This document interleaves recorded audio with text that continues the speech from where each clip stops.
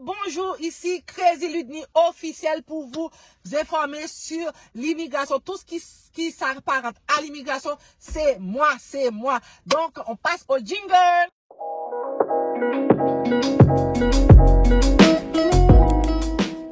J'espère que vous allez bien. Si c'est le cas, n'hésitez pas de me mettre plein de pouces pour me dire vous allez bien et pour me commenter cette vidéo, même si vous ne savez pas déjà. Dans les premières secondes, commentez cette vidéo, même si vous ne savez pas déjà, qu'est-ce que je vais parler. Donc, je vais parler des finances du Québec, puisque c'est au Québec que je vis.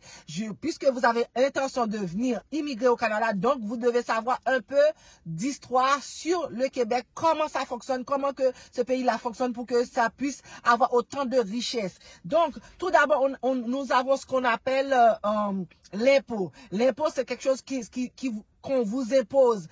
Puisque j'ai dit qu'on vous impose, c'est pour ça quand les citoyens parlent, ils parlent de « Oh, c'est mon argent ». Oui, c'est ton argent. Pourquoi qu'ils disent c'est mon argent? Parce que ici, tous les travails ici, à tous les 2 semaines, vous avez une paye au travail. À tous les 2 semaines, vous avez une paye au travail. Donc, pendant cette paye-là, vous avez, je vais prendre une paye que normalement je suis supposée d'avoir ici. Je vais vous montrer. Voilà, ici, à tous les 2 semaines, vous avez une paye. Et dans cette paye-là, il y a des montants qu'on prélève. Je ne vais pas vous montrer là. Il y a des montants qu'on prélève sur cette paye-là. Attends, je vais vous montrer les montants normalement qu'on vous prélève.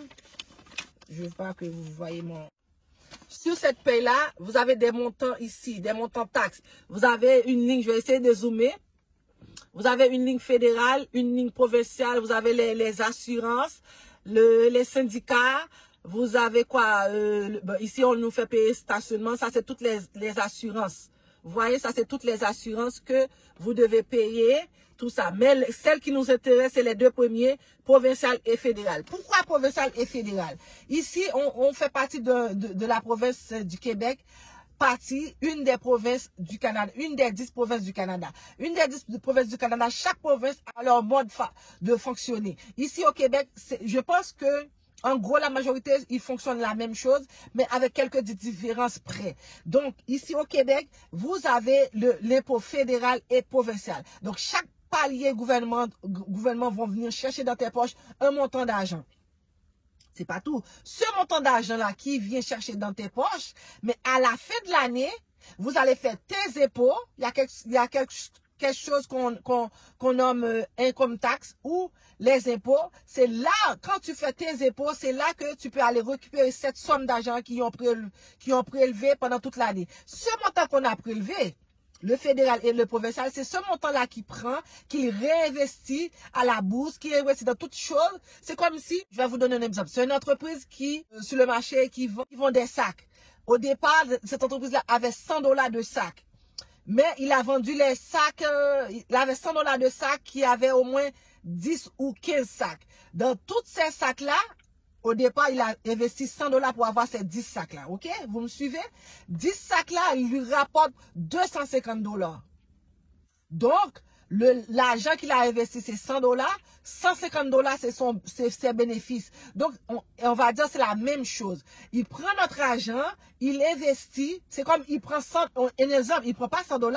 Comme moi, en ce moment, jusqu'à date, on est rendu en mois de novembre.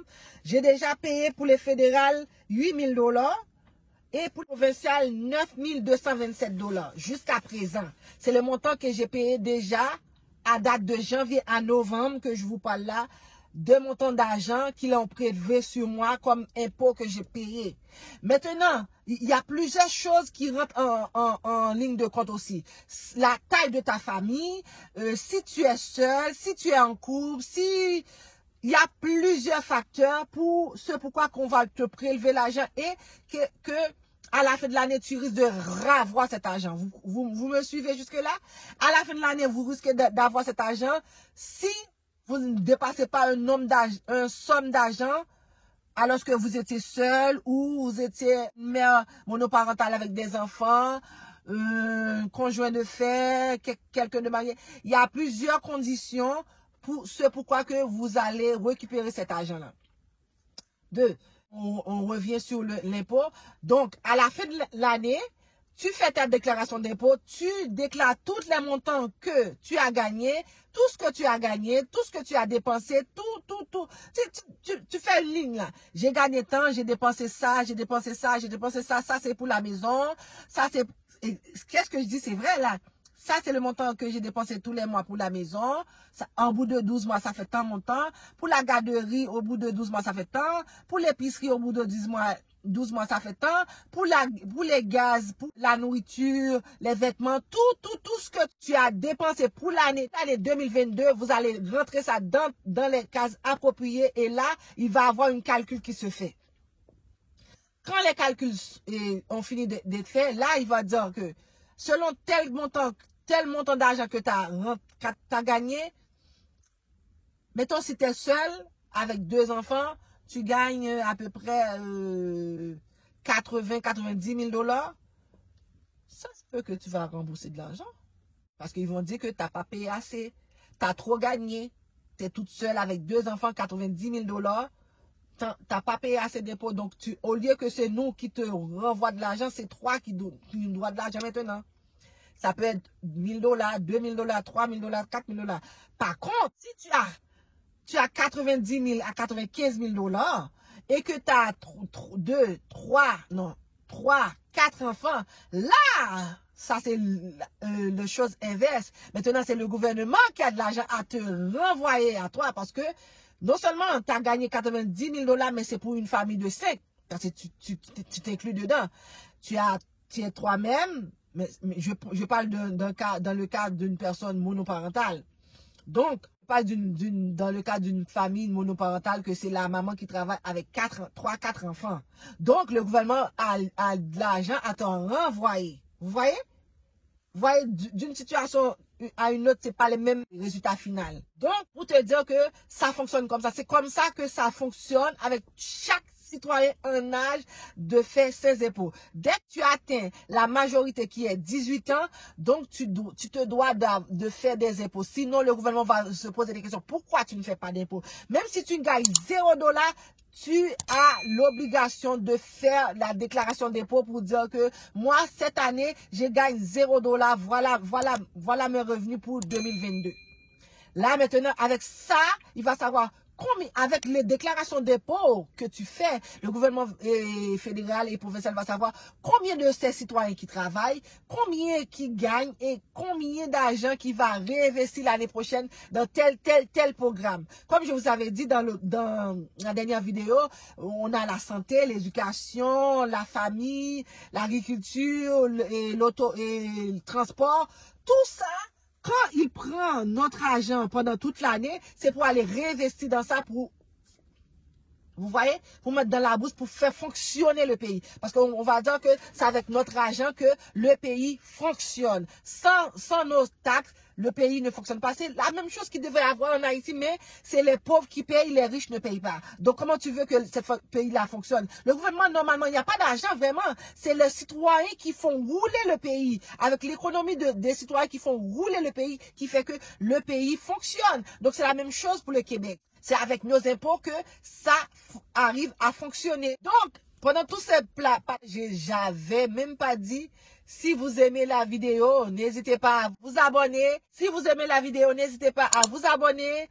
Activez les cloches de notification pour être notifié à chaque fois que je poste une nouvelle vidéo. Et likez, commentez, partagez la vidéo pour que la famille s'agrandisse. Revenons à nos moutons. Donc, c'est ça, c'est avec nos impôts que le Canada puisse fonctionner. Donc, le 8 000 que le fédéral a pris, puis le 9 200 que le provincial a pris, moi étant une femme mariée, j'ai 4 enfants, même qu'il y en a un qui est déjà adulte, qui fait pas partie du lot, on va dire 3, selon le gouvernement qui n'a pas atteint sa majorité. Mais normalement, je devrais, parce que dans ce montant-là, je paye la garderie, je paye l'Hydro-Québec, je paye l'essence, je paye l'hypothèque, tout ça rentre en ligne de compte pour que, à la fin de l'année, j'ai un retour d'argent qui me revient. Parce que j'ai quand même une grande famille et j'ai beaucoup de dépenses pour le montant que j'ai gagné. Vous voyez? Donc, dans tous les cas, vous n'êtes pas perdant. Et même si tu n'as pas de retour d'impôt, il y a ce qu'on appelle taxes. Les taxes, ils vont te retourner. Parce que les taxes, à chaque fois que tu achètes, mettons, les taxes en ce moment, c'est 15% divisé en deux parts.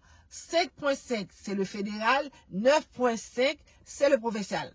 Ce qui fait en tout et pour tout 15% de taxes tu payes sur chaque $100. Sur chaque $1, tu payes 15 cents. Quand tu achètes pour $100, tu payes $115. Vous voyez? Donc, c'est avec ces montants-là, même si tu n'as pas de retour d'impôt, mais le fait que tu as acheté, ils t'ont prélevé des taxes sur toi. Donc, au retour, à tous les 3 mois, tu vas recevoir une somme d'argent du retour de ces taxes-là qui t'ont prélevé quand tu fais tes achats. Petite parenthèse aussi, quand tu viens visiter au Canada, il y a ce qu'on appelle retour. Tu gardes tes preuves d'achat.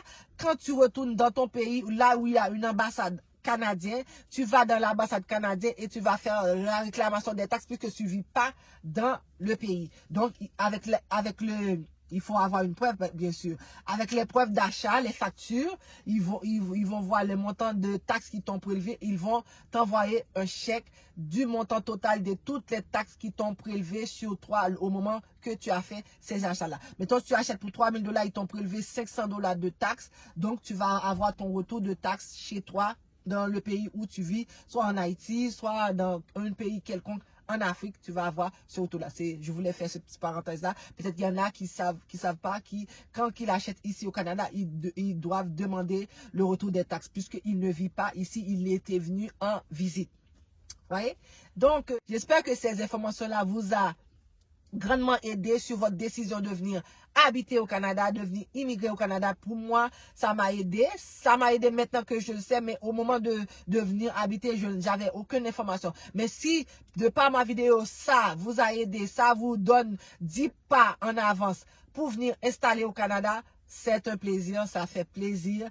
Je suis très, très contente de cela. Donc, j'espère que toutes ces informations-là vous ont été utiles et soyez rassurés, peu importe la question, n'hésitez pas à me poser, je serai toujours heureuse de vous répondre gentiment avec sagesse. Donc sur ce, je vous dis merci beaucoup d'avoir écouté jusqu'à la fin. Je vois ça fait 14 minutes. Mais j'espère que vous avez été jusqu'à la fin de la vidéo. Si c'est le cas, je vais vous faire un gros sourire. Et je vous dis à très très vite pour une autre vidéo sur l'immigration au Canada. Mouah! Je vous aime.